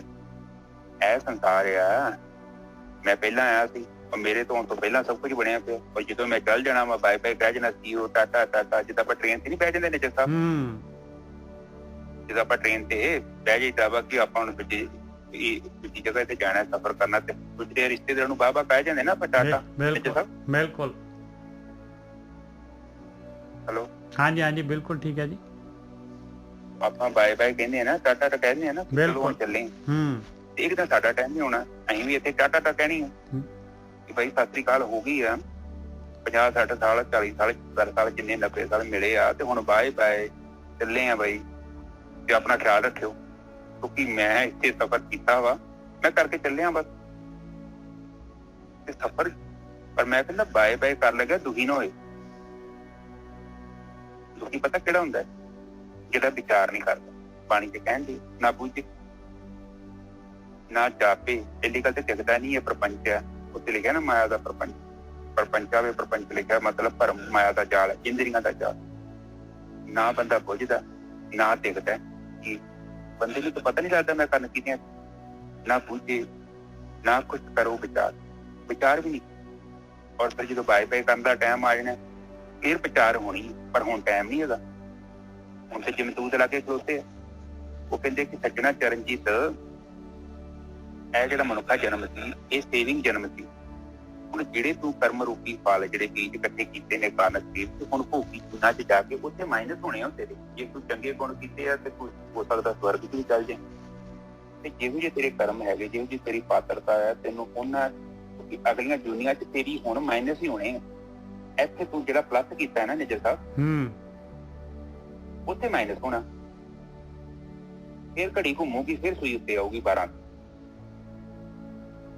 ਫਿਰ ਉੱਥੇ 12 ਤੇ ਇੱਕ ਆਪਸ਼ਨ ਹੈਗਾ ਪਲੱਸ ਕਰਨੇ ਆ ਜਾਂ ਮਾਈਨਸ ਕਰਨੇ ਆ ਕਿ ਜਾਂ ਪਲੱਸ ਮਾਈਨਸ ਤੋਂ ਉੱਤੇ ਆਉਣਾ। ਅਕਰਮ ਤੇ ਜਾਣਾ। ਅਕਰਮ ਉਹਨਾਂ ਚਿਰ ਤੱਕ ਨਹੀਂ ਹੋਣਾ ਜਿੰਨਾ ਚਿਰ ਤੱਕ ਜਾਗਰਤ ਅਵਸਥਾ ਚ ਅਸੀਂ ਕ੍ਰਿਆ ਚ ਪ੍ਰਵੇਸ਼ ਨਹੀਂ ਕਰਦੇ। ਅਕਰਮ ਚ ਨਹੀਂ ਪਹੁੰਚਣਾ। ਦੋ ਕਿਸਮ ਦੇ ਕਰਮ ਹੁੰਦੇ ਇੱਕ ਆਪਾਂ ਅੰਦਰੋਂ ਕਰਦੇ ਹਾਂ ਇੱਕ ਬਾਹਰੋਂ ਕਰਦੇ ਹਾਂ। ਜਿਹੜੇ ਆਪਣੇ ਅੰਦਰ ਚੱਲਦਾ ਉਹ ਬਾਹਰ ਪ੍ਰਗਟ ਹੁੰਦਾ। ਤੇ ਜਦੋਂ ਬੰਦਾ ਬ੍ਰਹਮ ਗਿਆਨੀ ਹੋ ਜਾਂਦਾ ਉਹ ਫਿਰ ਉਹਦੇ ਅੰਦਰ ਕੋਈ ਕਰਮ ਨਹੀਂ ਹੁੰਦਾ ਉਹ ਬਾਹਰੋਂ ਕਰਦਾ ਬਸ ਉਹ ਮੁਕਤ ਅਵਸਥਾ ਹੈ। ਠੀਕ ਹੈ ਨਾ ਜੈਸਾ ਉਹਦਾ ਕੋਈ ਫਲ ਨਹੀਂ ਬਣਦਾ ਨਾ ਉਹਦਾ ਕੋਈ ਬੀਜ ਬਣਦਾ। ਹਾਂਜੀ ਨੇ ਜੈਸਾ ਅੱਗੇ ਸਵਾਦ ਮੋਹ ਰਸ ਵੇਦਿਓ ਅਗਿਆਨ ਨੇ ਰਚਿਓ ਸੰਸਾਰ। ਕਹਿੰਦੇ ਸਵਾਦ ਦੇ ਵਿੱਚ ਮੋਹ ਦੇ ਵਿੱਚ ਇਹ ਰਸਾਂ ਕਸਾਂ ਦੇ ਵਿੱਚ ਪੂਰੀ ਤਰ੍ਹਾਂ ਬਿੰਨਿਆ ਪਿਆ ਆ। ਅਗਿਆਨਤਾ ਦੇ ਵਿੱਚ ਹੈਗਾ ਇਨਸਾਨ ਗਿਆਨ ਨਹੀਂ ਹੈਗਾ। ਸਾਰਾ ਸੰਸਾਰ ਇਹਦੇ ਵਿੱਚ ਹੀ ਰਚਿਆ ਪਿਚਿਆ ਹੈਗਾ। ਜਨਮ ਮਰਨ ਬਹੁ ਜੋਨ ਪਰਮਣ ਕੀਨੇ ਕਰਮ ਅਨੇਕ। ਕਹਿੰਦੇ ਕਰਦਾ ਕੀ ਹੈ ਫਿਰ ਕਹਿੰਦੇ ਬਸ ਘੁੰਮਦਾ ਹੈ ਸਾਈਕਲ ਜਿਹੜਾ ਹੈਗਾ ਘੁੰਮੀ ਜਾ ਰਿਹਾ ਪਈਆ ਜਨਮ ਮਰਨ ਦਾ ਗੇੜਾ ਚੱਲੀ ਜਾ ਰਿਹਾ। ਬਹੁਤ ਪਤਾ ਨਹੀਂ ਕਿੰਨੀਆਂ ਜੂਨਾਂ ਕਹਿੰਦੇ ਮਹਾਰਾਜ ਕਹਿੰਦੇ ਬਹੁ ਜੋਨ ਭਰਮਣ ਕੀਨੇ ਕਰਮ ਅਨੇਕਾਂ ਹੀ ਕਰਮ ਕੀਤੇ। ਹੁਣ ਉਹਨਾਂ ਨੂੰ ਕਟਾਉਣ ਵਾਸਤੇ ਜਿਹੜਾ ਹੈਗਾ ਬਸ ਇਹ ਗੇੜਾ ਚੱਲ ਪਿਆ ਜੂਨਾਂ ਦਾ ਗੇੜਾ ਚੱਲ ਪਿਆ। ਕਿਉਂ ਇਹ ਸਾਰਾ ਕੁਝ ਹੋ ਗਿਆ? ਕੀ ਗੱਲ ਸੀਗੀ? ਕਿੱਥੇ ਹੈਗਾ ਪ੍ਰੋਬਲਮ? ਰਚਨਹਾਰ ਨਹਿ ਸਿਮਰਿਓ ਮਨੇ ਨਾ ਵਿਚਾਰ ਵਿਵੇਕ। ਕਹਿੰਦੇ ਮਨ ਦੇ ਵਿੱਚ ਵਿਚਾਰ ਹੀ ਨਹੀਂ ਹੈ ਗਿਆਨ ਦੀ ਵਿਵੇਕ ਬੁੱਧੀ ਹੀ ਨਹੀਂ ਹੈ। ਉਹ ਰਚਨਹਾਰ ਉਹ ਮਾਲਕ ਪਰਮਾਤਮਾ ਜਿਹੜਾ ਹੈਗਾ ਉਹਨੂੰ ਸਮਰਨ ਹੀ ਨਹੀਂ ਕੀਤਾ। ਹਾਂਜੀ ਵੀਰ ਜੀ ਹਾਂਜੀ ਤੇਰੀ ਤੋਂ ਬੋਲਦੇ ਹਾਂ। ਜਨਮ ਮਰਨ ਬਹੁ ਜੋਨ ਭਰਮਣ ਕੀਨੇ ਕਰਮ ਅਨੇਕ। ਜਨਮ ਮਰਨ ਦਾ ਗੇੜਾ ਚੱਲ ਪਿਆ ਹੁਣ ਤੇ ਜੂਨਾਂ ਦੇ ਵਿੱਚ ਭਟਕਦਾ ਹੈ ਇਨਸਾਨ। ਕਰਮ ਬਹੁਤ ਕੀਤੇ ਕਰ ਲਏ ਨੇ। ਹਾਂਜੀ ਵੀਰ ਜੀ ਕਹਿੰਦੇ ਜਨਮ ਪਹਿਲੇ ਲਿਖਿਆ ਸਵਾਦ ਵਾਲਾ ਬੋਲਦੇ ਨੇ ਜਿੱਦਾਂ ਸਵਾਦ ਮੋਹ ਹਾਂਜੀ ਸਵਾਦ ਮੋਹ ਰਸ ਵੇਦਿਓ ਅਗਿਆਨ ਰਚਿਓ ਸੰਸਾਰ। ਕਹਿੰਦੇ ਸਵਾਦ ਦੇ ਵਿੱਚ ਮੋਹ ਦੇ ਵਿੱਚ ਇਹ ਰਸਾਂ ਕਸਾਂ ਦੇ ਵਿੱਚ ਪੂਰੀ ਤਰ੍ਹਾਂ ਬਿੰਨਿਆ ਪਿਆ ਇਨਸਾਨ। ਅਗਿਆਨਤਾ ਦੇ ਵਿੱਚ ਸਾਰਾ ਸੰਸਾਰ ਇਹਦੇ ਵਿੱਚ ਰਚਿਆ ਹੋਇਆ ਹੈ। ਠੀਕ ਹੈ ਜੀ।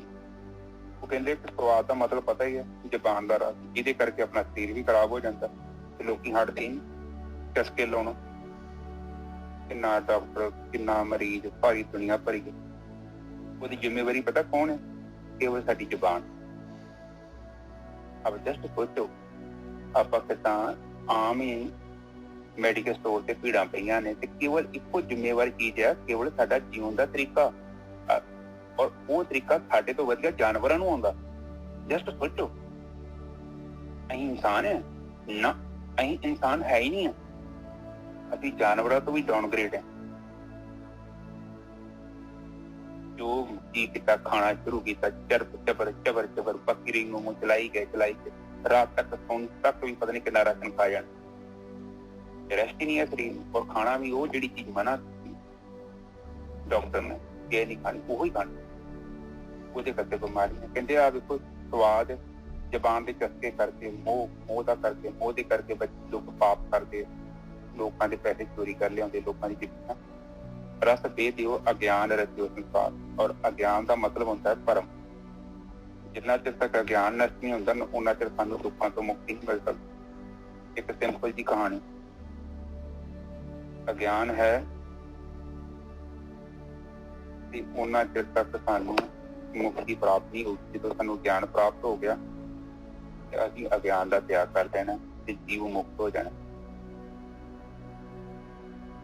ਜਿਹੜੀ चीज आप कर रहे हैं और ਜਿਹੜੀ चीज ਆਪਾਂ ਨੂੰ नहीं करनी चाहिए या वो समझ लो कि की करूगी साडे लिए कोई चंगी चीज थोड़ी नजर तक। बिल्कुल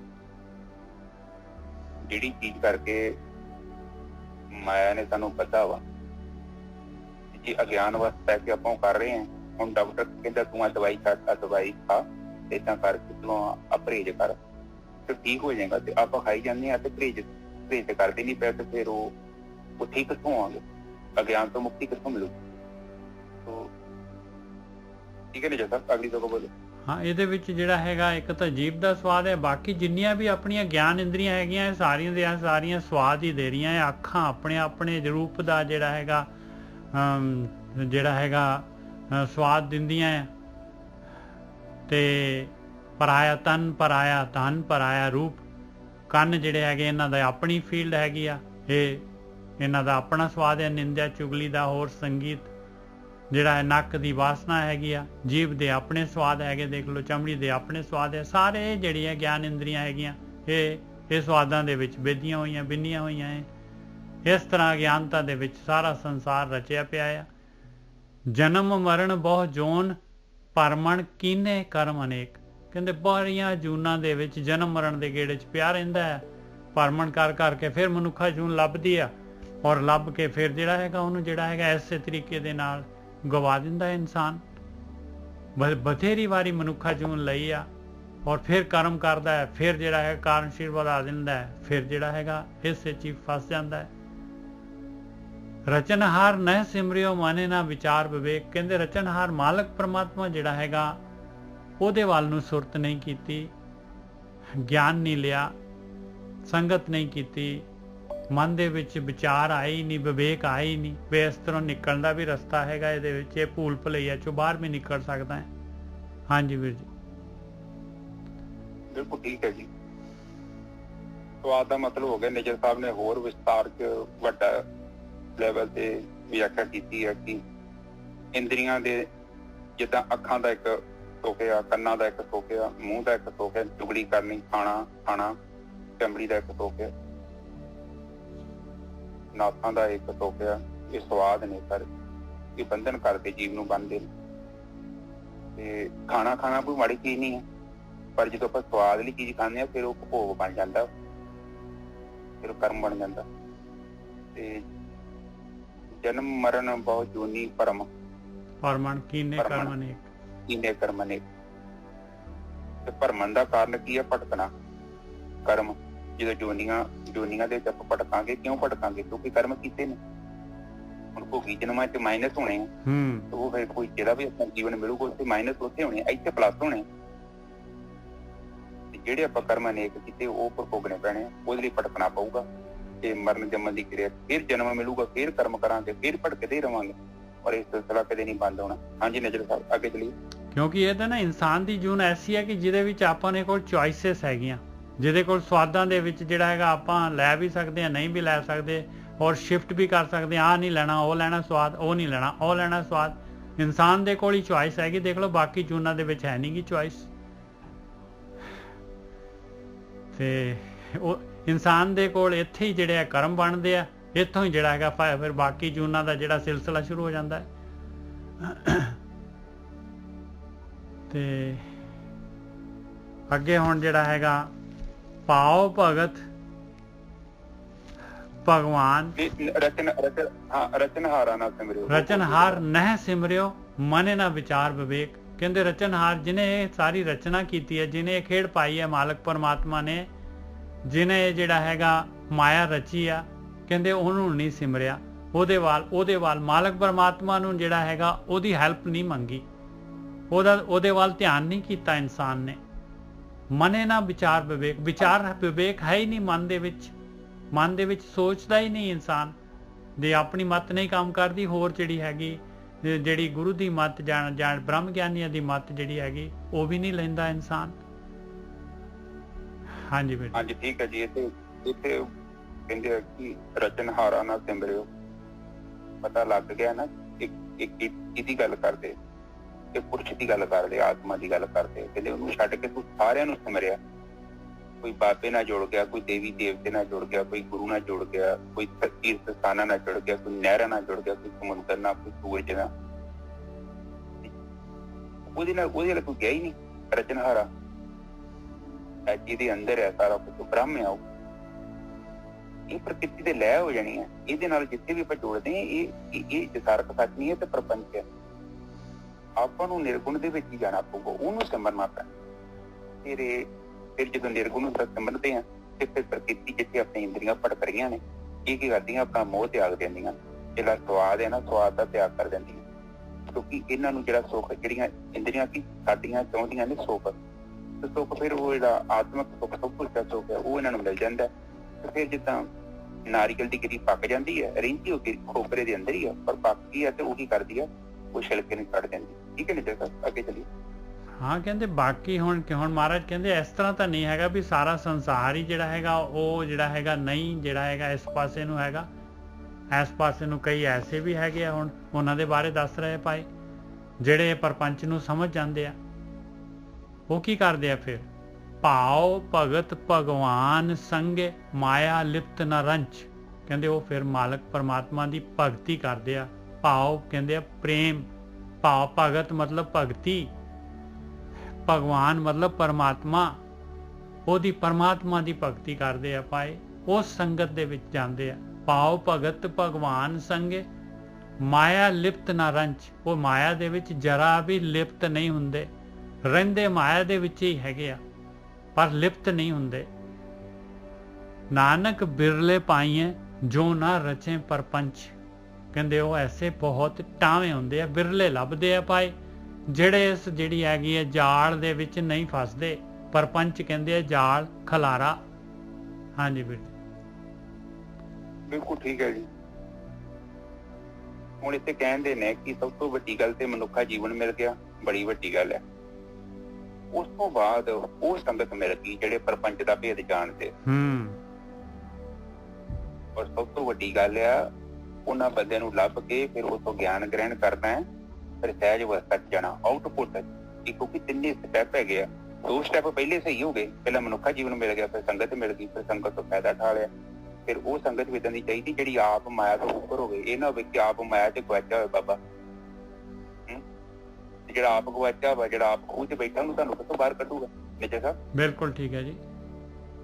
ਗਾਈਡੈਂਸ ਆਪਾਂ ਉਹ ਚੀਜ਼ ਦੀ ਲਈਏ ਕਿ ਜਿਹੜੀ ਬਾਣੀ ਸਾਨੂੰ ਉਹਨਾਂ ਦੀ ਬਾਣੀ ਚਾਹੀਦੀ ਆ, ਜਿਹੜੀ ਬਾਣੀ ਖੂਹ ਤੋਂ ਬਾਹਰ ਆਏ। ਜਿਹੜਾ ਬੰਦਾ ਖੁਦ ਕਹਿੰਦਾ ਮੈਂ ਖੂਹ 'ਚ ਬੈਠਾ ਤੇ ਤੁਹਾਨੂੰ ਮੈਂ ਬਾਹਰ ਕੱਢ ਦੂੰਗਾ, ਉਹਨੂੰ ਕਿਹਾ ਭੋਲਿਆ ਪਹਿਲਾਂ ਖੂਹ ਤੋਂ ਬਾਹਰ ਆ ਜਾ। ਉਹ ਕਹਿੰਦਾ ਤੁਹਾਡਾ ਦੀਵਾ ਜਗਾ ਦੂੰਗਾ, ਸਾਰਾ ਪਿੰਡ ਲਾਗੇ ਪਾਇਆ। ਉਹਨੂੰ ਕਿਹਾ ਭਾਲਿਆ ਤੂੰ ਜੇ ਤੇਰਾ ਦੀਵਾ ਜਗਦਾ ਹੋਵੇ ਤੇ ਤੂੰ ਤੇ ਕਾਮ ਕ੍ਰੋਧ ਲੋਭ ਮੋਹ ਤੋਂ ਮੁਕਤ ਹੋਣਾ ਚਾਹੀਦਾ। ਤੇਰੇ ਤੂੰ ਦੁਨੀਆ ਭਰ ਦਾ ਮਾਇਆ ਦੇ ਪਸਾਰੇ 'ਚ ਬੈਠਾ। ਇੱਥੇ ਬਾਣੀ ਕਹਿੰਦੀ ਆ ਵਿਵੇਕ ਵਰਤਣਾ। ਉੱਥੇ ਵੇਖੋ ਆ ਲਿਖਿਆ ਨਾ, ਰਚਨਹਾਰਾ ਨਾ ਸਿਮਰਿਓ ਮਨ ਨਾ ਵਿਚਾਰ ਵਿਵੇਕ। ਇਹ ਵਿਵੇਕ ਇਹ ਕਿੰਨੇ ਕਰਨਾ? ਇਹ ਰੱਬ ਨੇ ਨਹੀਂ ਕਰਨਾ, ਇਹ ਤੁਸੀਂ ਕਰਨਾ ਤੇ ਮੈਂ ਆਪਣਾ ਕਰਨਾ ਵਾ।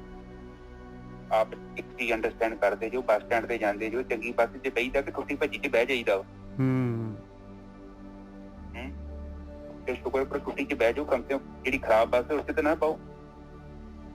ਖਰਾਬ 'ਚ ਵੀ ਬਹਿ ਜਾਓ, ਕੱਲ ਨੂੰ ਸਹੀ ਹੋ ਜਾਊਗੀ। ਜਿਹੜੀ ਮਿੱਟੀ ਦੀ ਬਣੀ ਬੱਸ ਉਸ 'ਚ ਤਾਂ ਨਾ ਪਾਓ।